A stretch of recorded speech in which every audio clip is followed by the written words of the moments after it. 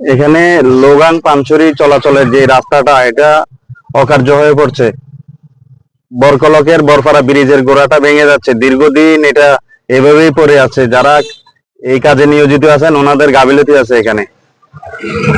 আর দুই একদিন বৃষ্টি হলে এখানে গাড়ি চলাচল বন্ধ হয়ে যাবে একবারে, মানে চলাচল ব্যবস্থা, যোগাযোগ ব্যবস্থা সবকিছু বিচ্ছিন্ন হয়ে যাবে। আমি অথমদম চালাই।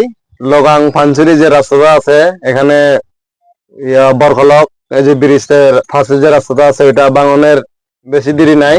দু একদিন বৃষ্টি পড়লে লোগাং আর পানছড়ি যাতায়াতের ব্যবস্থা কঠিন হয়ে যাবে। অধিকতর আমরা প্রশাসনের কাছে দাবি জানাই এই রাস্তা যেটা তাড়াতাড়ি মানে মেরামত করা হয়। আমি এই রোদে সবসময় প্রতিদিন গাড়ি চালাই, আপনার এদিকে আপ ডাউন করি। আর এই বরকলক আপনার এই ব্রিজটা ভেঙে যাচ্ছে আপনার, এই ব্রিজটা একটু তাড়াতাড়ি সংস্কার করলে সবার জন্য মানে উপকার হবে আপনার, আর সবার জন্য সুবিধা হবে আপ ডাউন করতে। আর আপনার প্রশাসনের কাছে আমরা জোরদার আবেদন করতেছি এই ব্রিজটা যাতে সংস্কার তাড়াতাড়ি করে আপনার। আমি যে লোগাং থেকে পাঞ্চেরি সড়কে গাড়ি আপ ডাউন করে, আর যদি বৃষ্টি পড়লে তো আরো বেশি ভাঙন পড়বে, এটা রাস্তাটা আর বেশি থাকবে না, তখন গাড়ি চলাচল বন্ধ হয়ে যাবে। আমার চেঙ্গি ইউনিয়নের ৮ নং ওয়ার্ডের বরকলক নামক স্থানের যে বরফেরা ব্রিজের এখানে যে রাস্তার পাশে যে এখানে নদীর বা অতিবৃষ্টির ফলে এটা ভেঙে যায়, রাস্তাটা ভেঙে যায়। এবং এখানে এই রাস্তাটা কিন্তু সড়ক ও জনপদের রাস্তা।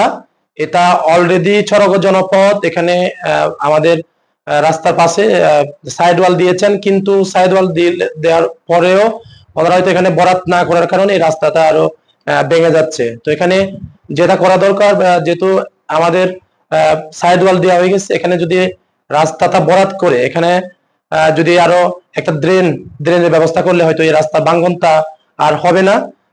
মানে অতি দ্রুত এটা সড়ক ও জনপদের এটা রাস্তাটা জনদুর্ভোগ কমানোর জন্য এই রাস্তাটা দ্রুত করে দেওয়ার জন্য আমি সংশ্লিষ্ট সড়ক ও জনপথের কর্মকর্তাদের আমি অনুরোধ জানাচ্ছি। আমাদের পানছড়ি উপজেলার বরকলক নামক জায়গায় বড়পেরা যে ব্রিজটি আছে সেটার সংলগ্ন যে রোডস এন্ড হাইওয়ে যে রাস্তা, যেটা আমাদের চেঙ্গি এবং লোগাং ইউনিয়নকে কানেক্ট করে উপজেলা সদরের সাথে, সেই ব্রিজটি ক্ষতিগ্রস্ত হয়েছে। এটা গত বছরই ক্ষতিগ্রস্ত হয়েছিল। আমরা রোডস এন্ড হাইওয়েজ কে চিঠি দিয়েছি, তার পরিপ্রেক্ষিতে তারা কিছু মেরামতের ব্যবস্থা নিয়েছে, যেটা আসলে এবছরের যে অতিবৃষ্টি এবং বন্যা গেল সেটা দিয়ে কাভার হয়নি এবং রাস্তাটি আবারও ক্ষতিগ্রস্ত হয়েছে।